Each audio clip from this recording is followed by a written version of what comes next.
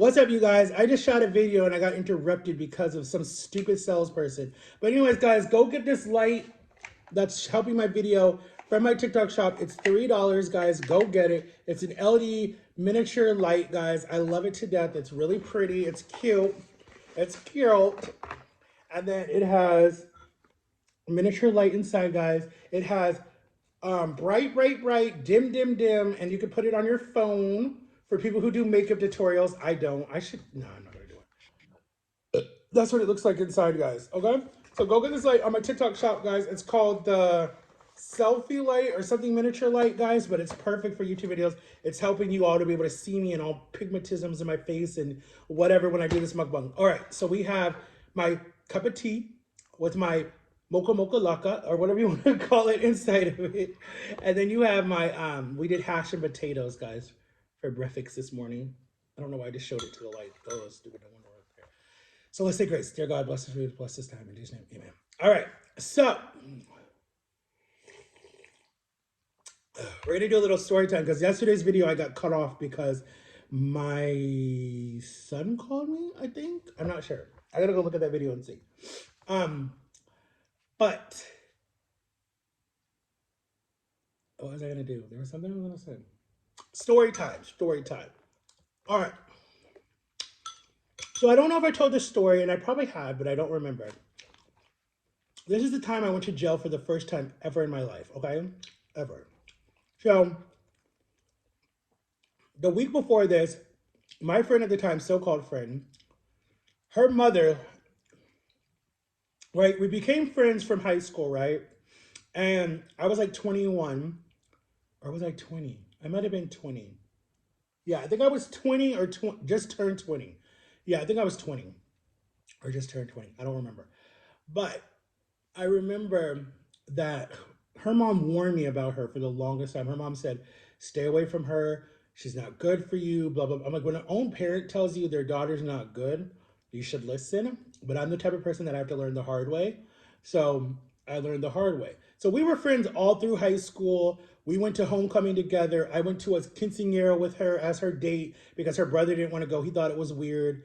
And it was like one of my first quinceañeras that I ever went to. Like, damn, they put a lot of money into it. It was like this whole old, um, old male place. Like, it was super pretty, this place. And I want to do a birthday party there one day.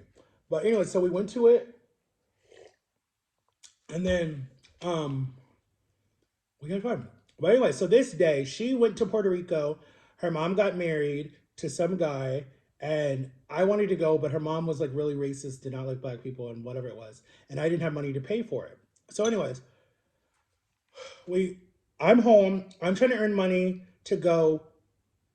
I think I was grounded or I got in trouble or something. I don't remember what happened. I think I got in a fight with my mom, and I think my mom was like, you can't go with your girlfriend, blah, blah, blah, blah, blah, whatever it was. So she was like, my mom was the type of person, like when she would be punishing you, like you'd be punished, but she would still buy you stuff and still let you do things. But at the same time, like say you got in a big fight the night before and you were supposed to go to a birthday party the next day. Before you left, she would let you earn it by like helping to clean up the house, doing the dishes, helping her with whatever she needed help with. And then she'd be like, you really don't deserve it, but she would still let you go. Like that's the type of mother my mom was. Like you weren't punished severely, like you couldn't go do stuff. And that's like, I like that about her. And like my dad wasn't really home a lot, so he didn't really punish us. But when he did come home, we knew we were in trouble. But my mom was more like, she'd give you a second chance to go have fun or something. Like she wasn't that controlling like she is now. But so she was like, okay, I need you to scrub the baseboards. So you know the baseboards that are way down here in the homes? I had to get with a toothbrush like an evil stepchild or something, or evil stepmother, and scrub all the baseboards around the house to go hang out the weekend with my best friend, my girlfriend, and my son and her best friend and have fun, right? So I said, okay. Well, then Lolly came back, and she came back like the weekend before or whatever, and she could drive. So she picked me up in her mom's SUV, and she's like, we're just gonna go to Publix and hang out or whatever, and get something to eat, and then come back home. So I'm like, okay, that's fine. And by this time, it's like, I know it was a Friday, and I know it was like 5 or 6:30 in the afternoon. We go up to Publix, right? There's a Publix up by my house. So we go up there, we're hanging out, whatever. I go down one aisle. She comes up to me. I'm wearing like this big jacket because it's cold this year, right? Our first year that it gets cold here ever, right? Like super, super cold. It was like in the 30s or 40s or whatever. It was freezing cold. And I'm a lot smaller at this time. I was weighing like, I want to say like 250, 240, something like that. Because it was a few years out after I graduated high school. So, anyways, so I remember she comes in, she hugs me, and I'm like, what are you doing? Like, she's never hugged me ever, like at all. And she comes in and she hugs me, and then I'm like, oh, and then I feel her put like, cause I had pockets like in this inside of my jacket, cause it was a New York jacket that my sister got me from New York, green. I love this jacket. So there were pockets in the inside for like, cause it kind of was like a spy jacket, something cool. So she puts these things in my inside the pockets, and at this time I didn't know that this Publix was under surveillance or had undercover police because a lot of people were stealing from this Publix before, way before we even moved to the side of town. So they had undercover police. And so I didn't know that. So this guy comes and we're still looking at, I think we were looking at like toiletries or whatever, right? Because I needed to buy some deodorant or something like this. And I had money. I had money in my pocket. I was like, I was going to pay for my, like, I don't steal at this time, right? So, anyways, the guy taps me on the shoulder. You come with me. I'm like, okay, where are we going? He's like, I saw what you did. And I'm like, what do you mean? What did I do? I've been standing here for like the last 15 minutes. What are you talking about? He's like, empty your pockets. I'm like, okay. And I empty my pockets, and there's two $9 headphones like this, $9 headphones like this, right? These little crappy headphones, $9 at the time in a little black container, wrapped up, sealed, and everything. Two of them, right? So that's like 9 plus 9, whatever. And they were like, come with us. So we go upstairs. I'm like, okay, whatever. This is a miscommunication, whatever. And I knew the manager there because the manager's grandson went to my mom's school. My mom knew the manager. We've met him. He went to our church. So I knew the guy, tall, tall, tall guy. Anyway, so I'm like, okay, I know the manager. So this is good. This is whatever. So we go upstairs. The manager's not there. The assistant manager's there. The skinny, skinny white woman, evil looking face. And the guy's like, here you go. I caught him stealing. And in my head, I'm like, okay, these are two white people. I'm a black person. This is racist. In my head, I was thinking that right away. They let Lolly go. They saw what happened. You can see her doing it, but they let her go. She's crying outside the door or whatever. The lady goes, I want to press charges. So they're like, okay. So they call the police. The police come. This little lesbian lady comes, short little lesbian lady. She was super nice, super nice.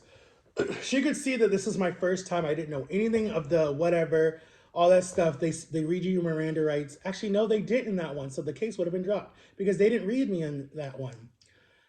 So, anyways, she puts me in handcuffs, these little tight ass handcuffs that literally at this time could not even fit my wrist. Like they were hurting. And then she's like taking me downstairs, and she's like, "Listen, this will be a slap on the wrist. You have no warrants. Your history's clean. This is your first arrest. You'll be out in no time," like that, right? Because it's a misdemeanor. It's fine. You can probably do probation or something. And I'm like, okay, whatever. But I'm like, you don't know my mother. My mother ain't gonna come get me. So, anyways, we live up here. The jail is like, I swear, like 50 or 60 miles away, right? And it's late at night. It's by this time it's like probably like 9. No. See, we left at 5. So this time it's probably like 7 something, 7 something.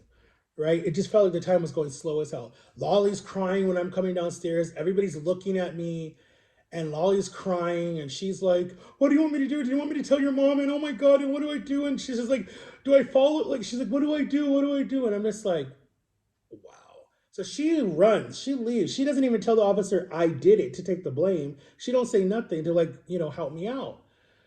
So I don't know what she did, but I know I'm put in this small ass cop car.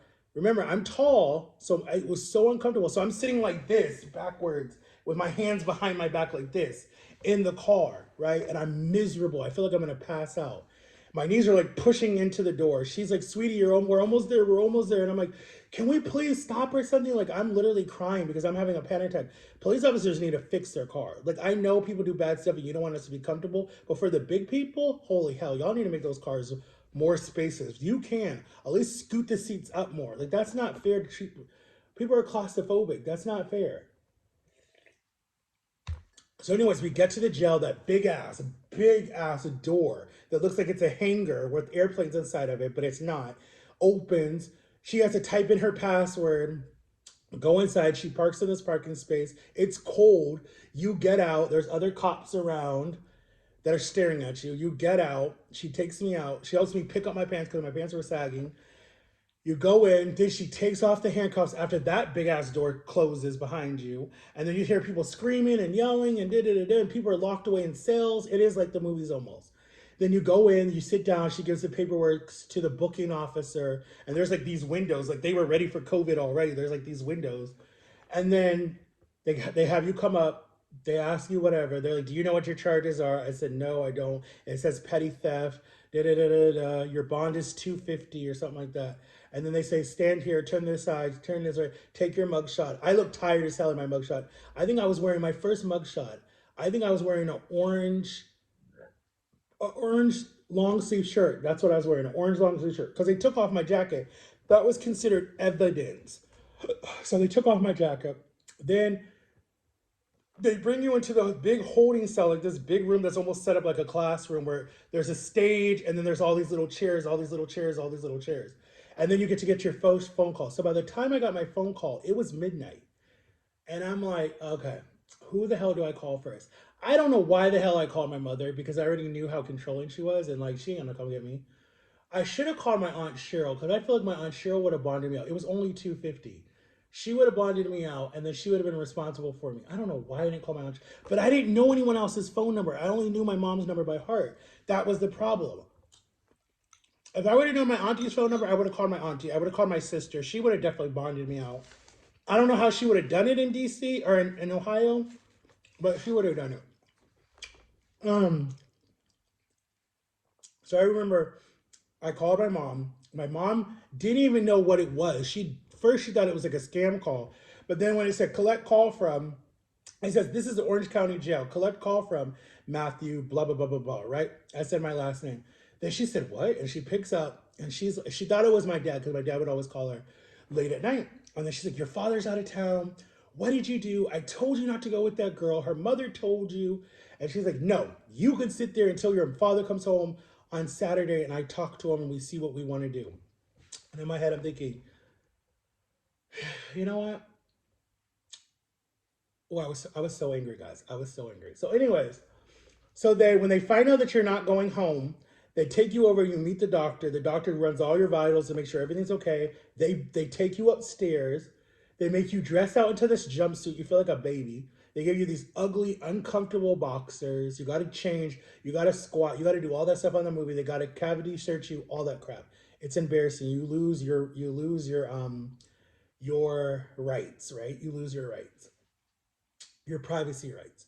Then you go in this big ass holding cell that is freezing cold. They give you these nasty, nasty bologna sandwiches with some brown bread and some one packet of mustard.